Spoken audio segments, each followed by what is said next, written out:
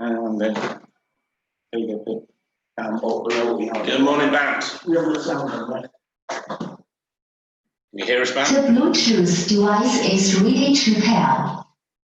The Bluetooth device is connected successfully. Hear you guys. Can you hear me? We can hear you. Awesome. Good morning. Yes, I'm here. Can you hear me? No, we could hear you. No, we can't. Can you hear us? Let's see if I've gone to. Yeah. Can you hear me now? Hello, hello.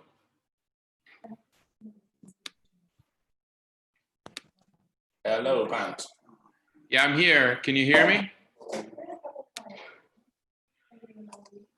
Morning, Jim. Jim can hear us. Bant, can you hear us? I can hear you guys. Can you hear me? Bant, we can't hear you though. Hmm. And we're trying to figure if that's our end. All right. Maybe I'll log out and come back in. I'll try that again. Yes, we can. Yeah, we're trying to figure if that's our end. Maybe I'll log out and come back in. So it's working on YouTube, it's not working on. The Bluetooth device is ready to pair. Hey guys, can you hear me? Hello? Right, just working on the sound. Hello. It appears that sound is coming through. Just not exactly sure why you're not. We can hear you again now, so that's fine. Okay. Okay, great. So Awesome. let's play somewhere. That's the speaker.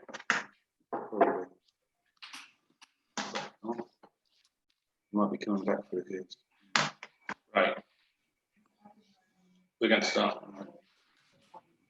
Look at the sound. Done? Yeah, we'll start.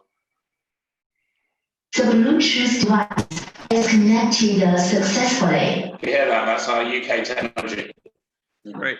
Do you want me to share my screen or shall I wait? Wait a couple of minutes, we'll just do a quick introduction and then we'll kick off properly. I don't know what's going on with our speakers here, it's all over the place, but hey ho. So people are logging on at the moment, so we'll say good morning to everyone. And then we've got people coming on YouTube too. So we'll say a great good morning to everyone. From us here at Progress Shared and Action Coach and East West PR as well, so morning Jim. Everyone hopefully is making good progress through August, and really now it's a case of gearing up for September and making sure everything's ready to rumble. Keep driving, keep pushing, making sure that energy levels are the right place where they need to be, especially for those people who haven't stopped. It's very much a case of making sure that you keep yourself at the right level. Coming up next week, we've got an interview with Helio Vogas, who some of you remember a while ago on leadership. And then the following week, we've got Steve Judge returning to do an interview on resilience. So if you've got any questions that you'd like him to cover or like us to cover, then please send those through to us. Beyond that, today's a big day for me. This is like a birthday present, as it is my birthday. From the USA, we have the founder of Cuneri, an executive reputation management company, Dr. Breen. Probably the most American sounding name I've ever heard, but he is engaging, entertaining, and informative. And I think this must be because of the amount of time he spent in the UK, which we had a great talk about. But today he's going to give us some actual insights into social media and an actual plan. And really on that front, I'm going to hand straight over to Bant. Bant, you may now share your screen and take control. And we will cancel our video and stay quiet. and pass everything over to you. It says that I'm unable to share. Unable to share. Hold on a Okay. second. Let's see. There you go. You may now share. Boom. All right. Excellent. All right. And let's just jump in here. And then I hope you guys are able to see that. Are you able to see my screen? Perfect. Excellent. Well, listen, thanks so much for including us in this ongoing webinar series. I really enjoyed our discussion a couple of weeks ago.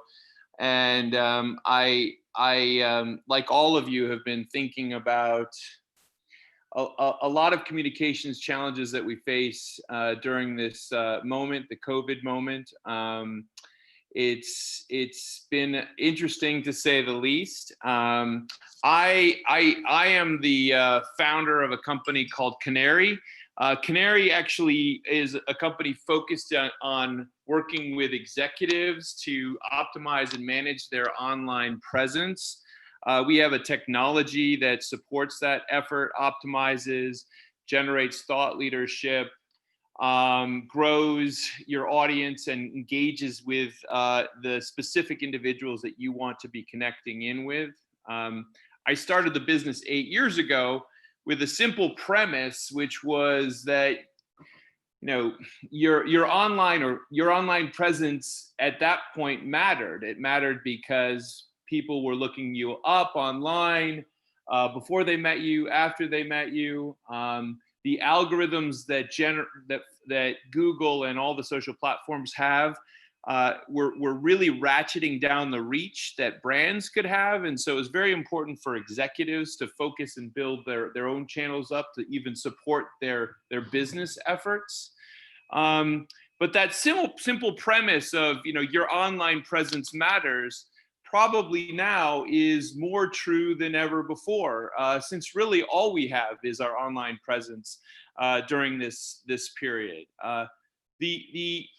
This year has been one where the year started with a lot of excitement for us as a company, as we were growing very quickly. But I don't think any one of us could have predicted the kind of Game of Thrones plot twist that we've experienced over the last several months. And on the communications side, it presents a ton of new nuances, new challenges that we're all grappling with on a daily basis. Certainly, first and foremost, we are all living and communicating on a day-to-day basis in a very different way.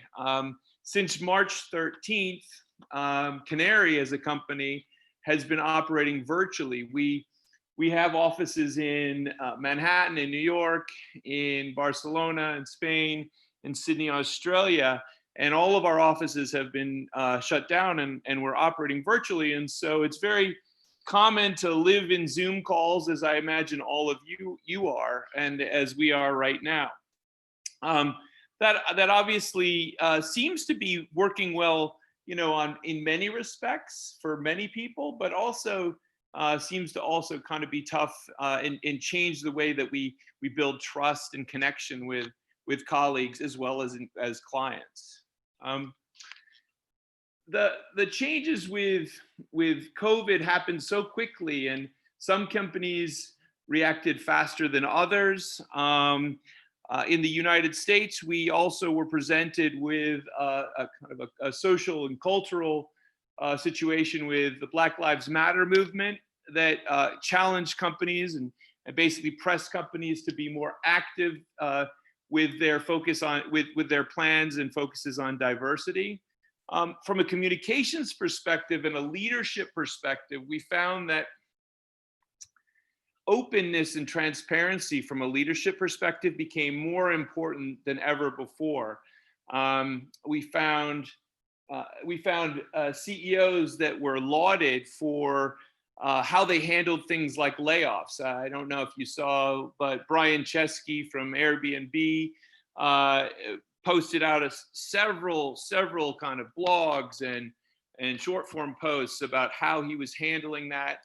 And this constant kind of reminder that the barrier between what is happening inside a company and outside seems to be fading and disappearing and dissipating. And so how we manage that during this period has become, I think, more and more of an issue. Silence and the voice of the leader certainly has become more and more important through periods of change. I would say that, in the communications world, in many respects, a lot of times when there are problems where the resolution or the solution is not completely sure and kind of in the move, certainly there's an important need for a leader to stand up and speak. But at the same time, communications folks tend to like to map out the strategy and make sure that the wording is correct. And so there's a lot of command and control thinking. That being said, what has become very clear over this last quarter is that whether you speak or whether you don't speak, that's saying something. I think especially on the social issues, that has become quite apparent. And Fernando Machado here is the chief marketing officer for Burger King, and I like this post that he put out. In the world of today, if you say something, you will probably get criticized. And if you don't say anything, you will probably get criticized too. So you want to speak up or reserve the right to remain silent, do so out of conviction and not due to fear of criticism. And so I think that, action and inaction are all being interpreted as forms of communications or a leader's position on issues. So there's a lot of change that's happening in the marketplace, and there's a lot of challenges in terms of digital communications and leadership communications. We've known that how leaders communicate online and through digital platforms has been important for quite a while. There are a variety of studies done by sources such as Weber Shandwick and Altimeter Group, and these statistics are huge. 77% of people are more likely to buy from a business with socially active executives. There's an 8-time higher engagement level with content shared by an executive versus a brand. This goes on and on with the research that we've seen ourselves. One thing that's actually not here, but it's something like 56% of people are more likely to purchase from a brand where they follow the brand as well as the leadership team. So, we're seeing a lot of activity in this space. We do a big white paper every year. We actually are fielding the research for the 2020 version of that research, of that study right now. We do it in connection and partnership with Emerson College and Blanquerna, the Blanquerna School of Communications. And it's a study at how executive reputation and basically online presence is viewed. A lot of interesting statistics have come out over the recent years. In the past, Google was the primary place that people would type in a person's name and search for results. We found last year that LinkedIn became the dominant resource for the first time. And we expect that will most likely continue in this year's study. We found that that in fact actually channels like Twitter that perhaps were not perceived as important are actually quite important. More than 50% of the executives surveyed follow professional executives on Twitter. We realize that obviously this is an ongoing trend, and as companies are kind of opening themselves up to the digital world, having a strong presence there is quite important. The benefits of this activity can really impact a variety of areas. You know, a professional presence is certainly seen on channels such as search and social platforms like LinkedIn and Twitter and Medium. What we find generally is that you know, companies that are pushing forward and developing their online presence and their digital leadership see benefits in terms of the thought leadership that they're pushing out, the strength and the credibility that they see. A lot of our clients have seen actual improvements in terms of their ability to recruit and, interestingly enough, to retain clients. In some cases, it's personal brand development. In many cases, especially for larger companies, it plays a critical role in shifting that corporate dialogue that companies are having. And then last but not least, you know, one of the problems that has been flagged by many consultants, I believe that, you know, Profit actually ran a big study, Charlene Lee ran a big study about the disconnection that was happening between employees and executives in companies. And certainly, actually, digital leadership, digital communications plays a key role in strengthening that communication. Oops. So, you know, what do you know we need to be thinking about now? Where do we need to be going? You know, a lot of times leaders struggle because there is too much going on in the business. They don't have the time to be pushing information out. In many cases, there's a level of insecurity about pushing information out on social channels. They don't know how. There may also be a challenge on what specifically they should be focusing on, don't know what to say. Or last but not least, there may be a challenge that, oh, well, if I have to prioritize things, is this valuable? You know, we've touched on aspects of the value of this.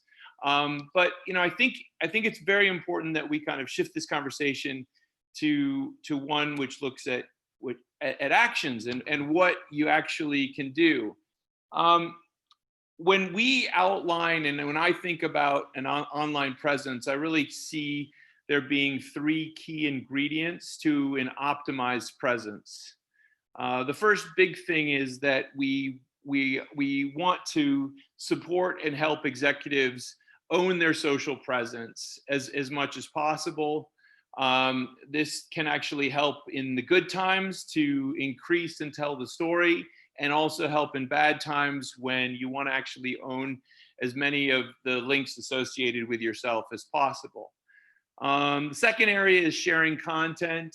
All the algorithms on every social platform, as well as search channels, factor in the consistency and the focus and the authority that people have on specific topics. And so we want to actually make sure that we develop a content sharing strategy as well.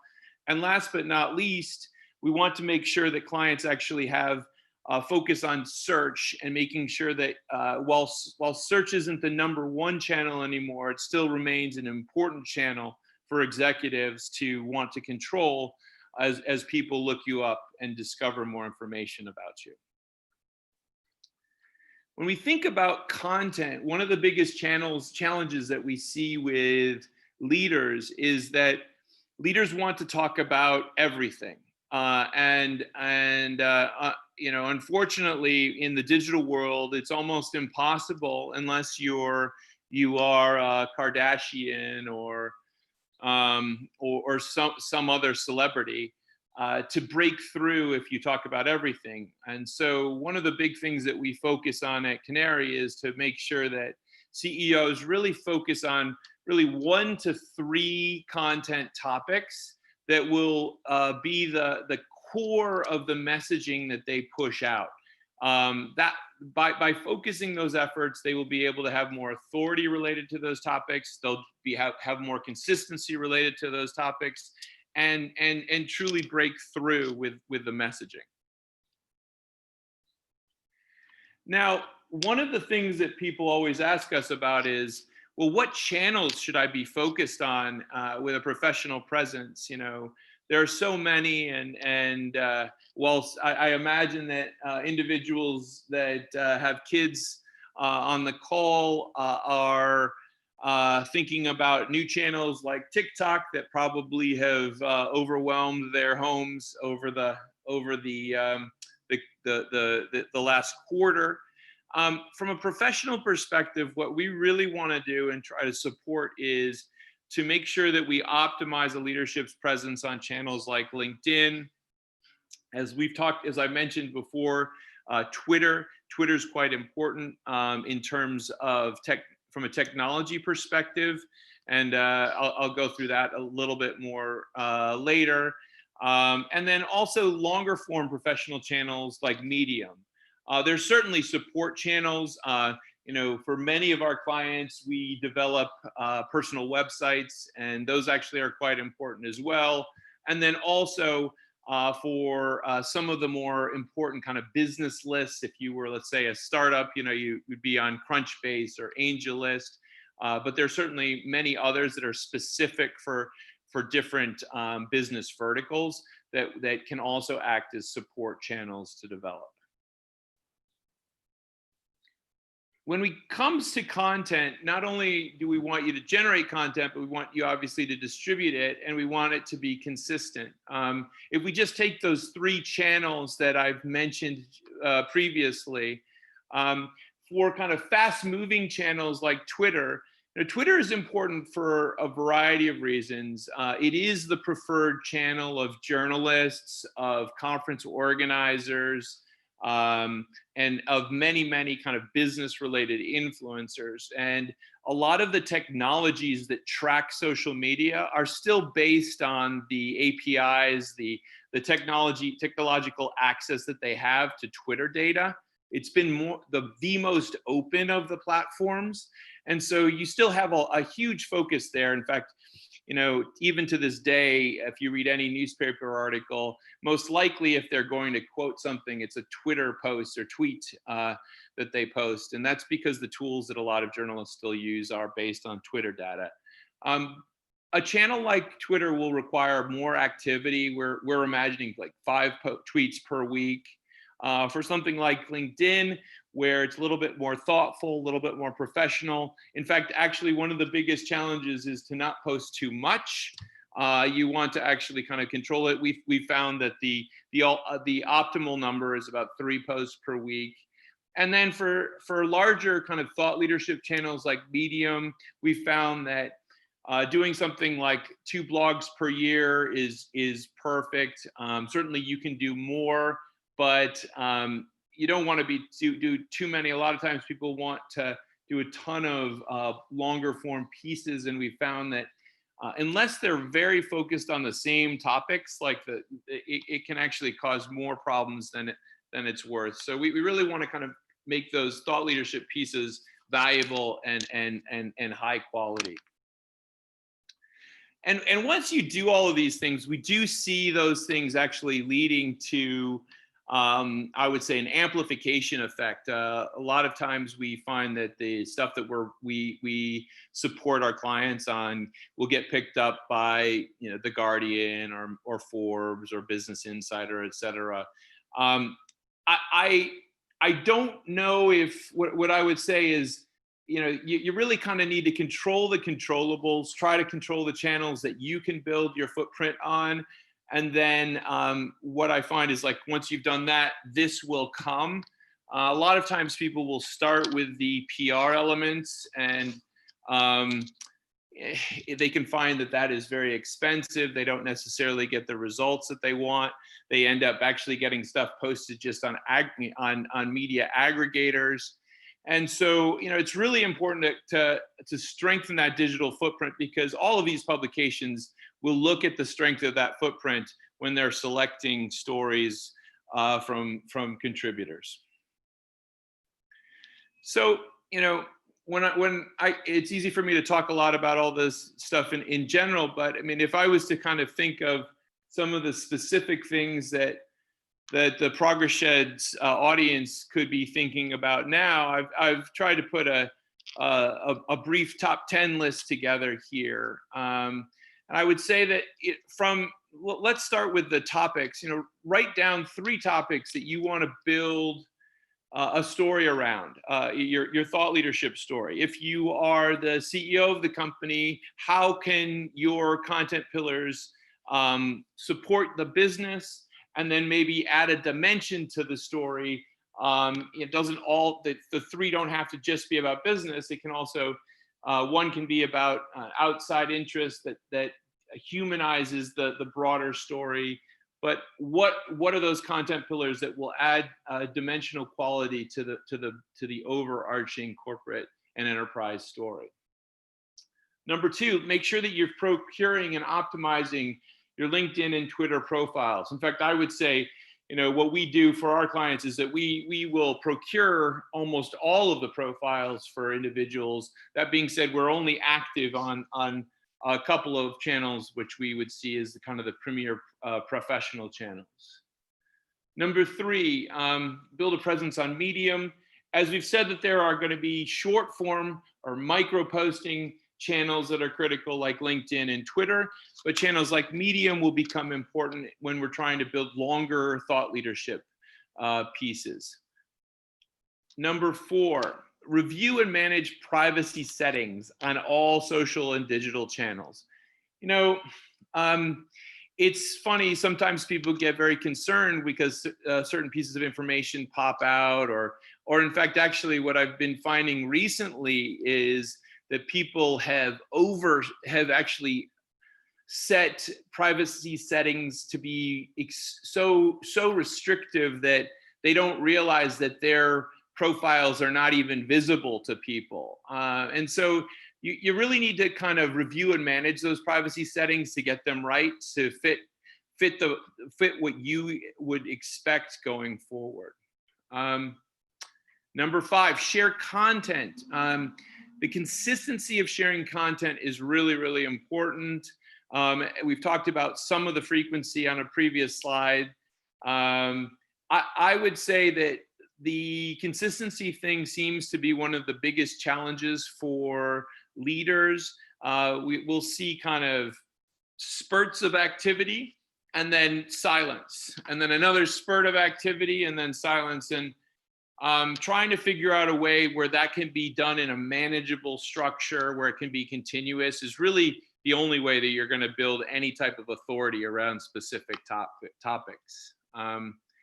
Number 6 is something very important, and it sometimes gets neglected, which is really engage and follow other influencers. If you want to be associated with a specific topic, it's really important that you actually retweet, favorite, like content associated with that area, as well as those specific influencers. It makes, if you think about it in outside of a digital context, it makes complete sense. But building up a way that you can do that efficiently and not spend all your time is also key. Just have to kind of figure out how you manage that effectively. Number 7, there are going to be channels that you're going to want to make sure that you establish yourself as a thought leader. One of the things that we often see is that on a channel like LinkedIn, if you look at that blue space behind your profile picture, that is actually a place where you can actually put a cover image. We recommend putting an image of an executive speaking somewhere. We've found in our white paper research that image, if it's of speaking, it is seen as if the person has a perspective of authority. It's respected. So we do recommend kind of an image of speaking if possible. When you're posting content, number 8, make sure that you actually vary it. A lot of times people will just start posting with text. Certainly also the other challenge is that sometimes the people that are will just want to post images. I would say vary, make sure that you're using multimedia if you possibly can. Number 9, share the love. You know, one of the biggest things that's very important is to congratulate, celebrate, and highlight what not only you are doing, but really kind of what your colleagues are doing.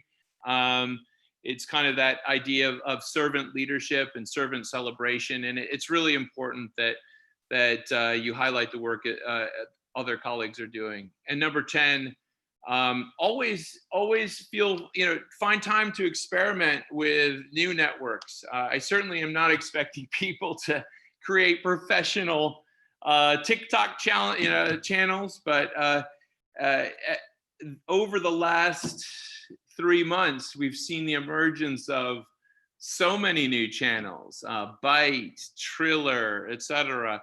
I'm shocked at how many TikTok, they were saying that for Gen Y, TikTok is actually an important financial services content source, which is possibly a disturbing thought to many, but one to be aware of. And certainly it does help to see how these platforms are evolving. I wanted to kind of end really by sharing some examples of where people are doing things that we think are positive ways, or what I would say tactful ways to communicate during turbulent times. And let me just kind of jump right into it. One of the challenges that we've seen is that some leaders have decided that they are going to speak about COVID-19 as if they are the leading medical experts in their country. And what we recommend is certainly it's impossible to not touch upon things like coronavirus and COVID-19 as it impacts your business and your area of expertise. But certainly connecting that back to your area of expertise is really what is key. And we call that crossover content. We found a lot of our clients and friends have been doing that well. Here, an example is Ulrika Sapiro. She works at Coca-Cola. She actually looks after all of their water stewardship and sustainable agriculture initiatives. And she basically was applying that thinking of what is happening with coronavirus and how will that challenge some of the efforts that we're seeing to improve clean water around the world. Another big thing that has happened is I would say that probably in the protests for the Black Lives Matter in the US, we saw this several times, where we saw many CEOs that would push out a public note of support for diversity, but followed by very little action. And in fact, actually, it ended up kind of having a more of a negative repercussion. And so we recommend that certainly thinking through the actions that you're willing to take on specific topics before you push out the communications is key. And also figuring out what actions you feel should be shared and in what way those should be shared. There have been dramatic examples. Alexis Ohanian, who's the founder of Reddit, resigned from his own board and actually replaced himself with an African American to increase board diversity, which is a huge issue around the world, and something that we want to. Many individuals are pushing for more action. Consistency of messaging is key. Every executive dimensionalizes their story from different channels. Here's an example of Unilever. Unilever has actually done quite a bit over the last several months in terms of giving money to charities and supporting operations to deal with COVID-19. Alan Jope, who's their CEO, you can see how he's been very consistent across his different channels, whether it be LinkedIn, whether it be Twitter, with the messaging that they're pushing out. So consistency is key. And as I said before, consistency of posting, making sure that you're actually getting that message out on a regular basis is great. I don't know if people want to be doing this or not, but certainly these types of messages are well received, and but the idea of shared sacrifice has been quite positively received. Here's an example of Tim Boyle, who is the CEO of Columbia Sportswear Company. He cut his salary down to $10,000 as they had to reduce many individual salaries, and tried to hold on to as many employees as possible during the COVID period. The reality is that we're all going to, when you have a recession and when you have a challenge, it's quite possible that you're going to have to communicate challenging news, and so trying to figure out the best case of how to share that information. One of the things that we're seeing more and more of is kind of pulling the curtains back and showing what is happening behind the scenes. It seems to have a positive effect across the board as we're all working from home. You can see here companies like HubSpot sharing in social media posts of their own teams and communications. We see companies actually celebrating and commemorating things like Juneteenth, which is kind of Black History opportunity to highlight some of the diversity challenges that companies have been facing. And then, as I said before, when I was going through kind of some of the 10 points that you could act on now, celebrating and championing your colleagues, the work that's being done is a very positive way to break through and to communicate the message of what you're trying to do. I guess if I was trying to end this, I would try to highlight a couple of key points. As I keep kind of coming back to this idea of consistency, keep communicating. Over communicating right now is really more important than anything, especially because we're all virtual, and it's really important to just kind of stay top of mind and break through. That being said, also try to be human. This is not the time to kind of like pound hard sales messages at people, and but it's very important to be aware that a lot of folks are still grappling with quite serious issues, whether it be the illness or the death of loved ones, or even some of these issues that we see in the social protests as well. And then also action, finding ways to help, finding ways to support is always key. I think that's really all I've got for you guys today, but thank you so much for listening.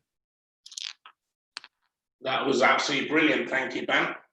And I think for me, there were some clear points. I had quite a lot of stats, very eye-opening, and I love the excuses that people love to use, and the good old favourite being time. But running through those elements of actually how you begin to take control over it, the core topics, brilliant. If anyone's got any questions, then please feel free to put them into the chat box, or if you want to be unmuted, then let us know. I'm sure Bant will answer any of those. But for me, I think it's quite interesting. You didn't mention Facebook at all. Was there a reason for that? Well, so when we do solutions for clients, we actually do create profiles on Facebook business pages. So most people will have like a Facebook personal page. Facebook business page is something we do. Albeit, I would say that we find that Facebook's quite a personal. It's more effective as a personal channel, not really as a professional channel. The one element for Facebook that I would say is professional, and it really depends on the industry, is Instagram. We actually do develop a lot of stuff on Instagram for our clients, albeit it's clients that are in the fields of architecture, design, creative solutions, fashion. So there are certain elements that are more photographic and image based that we would push those. We all know that Facebook is facing a ton of challenges right now, and I think the world we're all trying to grapple with the challenges that you have when a company exists that is as powerful as Facebook. I mean, it's the most powerful communications company that has ever existed. It's hard. I don't know. It's impossible for people to just understand the magnitude of something that literally has like 5 billion followers, even more now, right? So it's also kind of almost unwieldy. For the people that work there, I do think that they are going to grapple and try to fix a lot of problems, and I do see the protests that brands have pushed on Facebook. I would say that,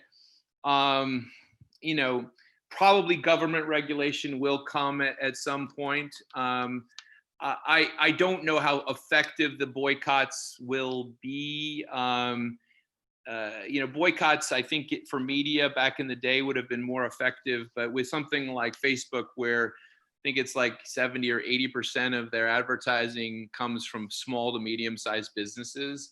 If a big company like Procter and Gamble says they're not going to advertise on Facebook, it really doesn't impact Facebook. And in fact, actually, as many people saw, their quarter was one of their biggest quarters ever. So there you go. Yeah. Hey, it is quite interesting how big Facebook is, but then as you said, the lack of impact it could potentially have. And another question which has come through is, how do you balance or coordinate between the corporate messaging and the corporate executive messaging? Yeah. So, one of the things that, so I think it's important that, corporations will have messaging that gets pushed out. And I think that that's important that it comes out in a meaningful way. I would say that some corporate messaging comes out and it seems when it's pushed out by executives, it seems almost like you're shilling on behalf of the business in a cheap way. I mean, give you an example. If a biscuit manufacturer pushes out a new flavor of a biscuit and they have all their employees push a message out like, hey, we have a new birthday flavor biscuit, it just seems quite cheesy. It sounds like a great way to lose your friends. If I started sending my friends a ton of messages like that, I'm not sure they would call me.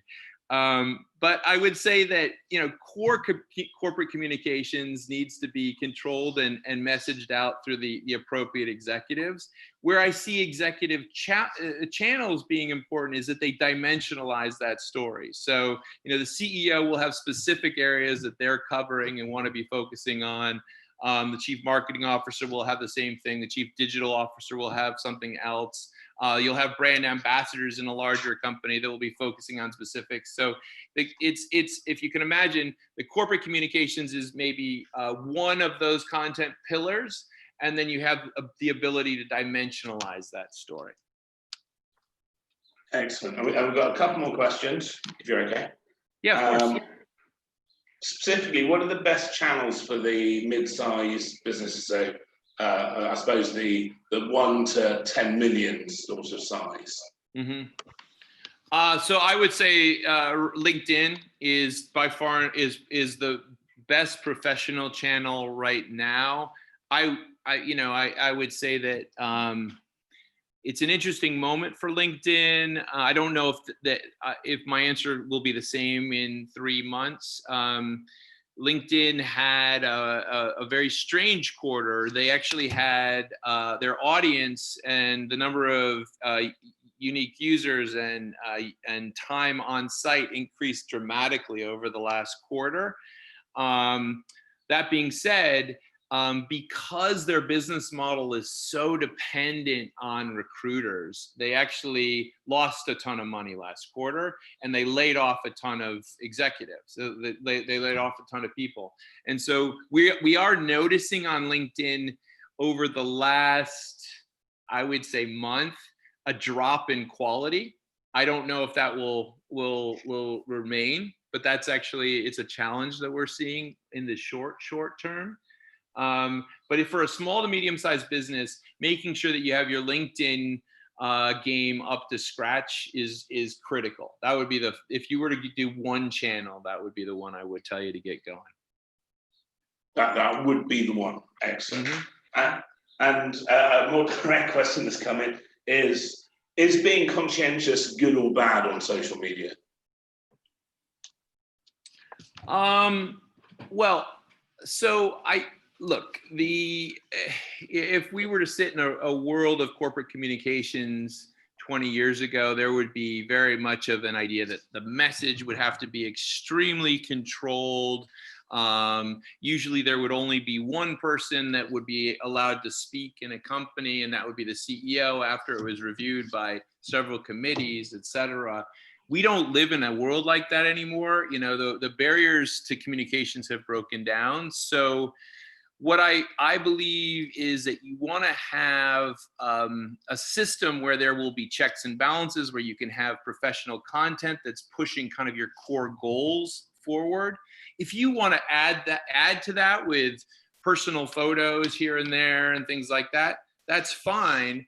But I would say, you know, I'm talking about a professional voice here. So like, if you know your personal stuff, you know, do with it what you will. I would say that it's a dangerous time in a way. You do want to have a level of control, I would say, and probably more control than ever before, at least right now, because you have this kind of this whole cancel culture that is happening.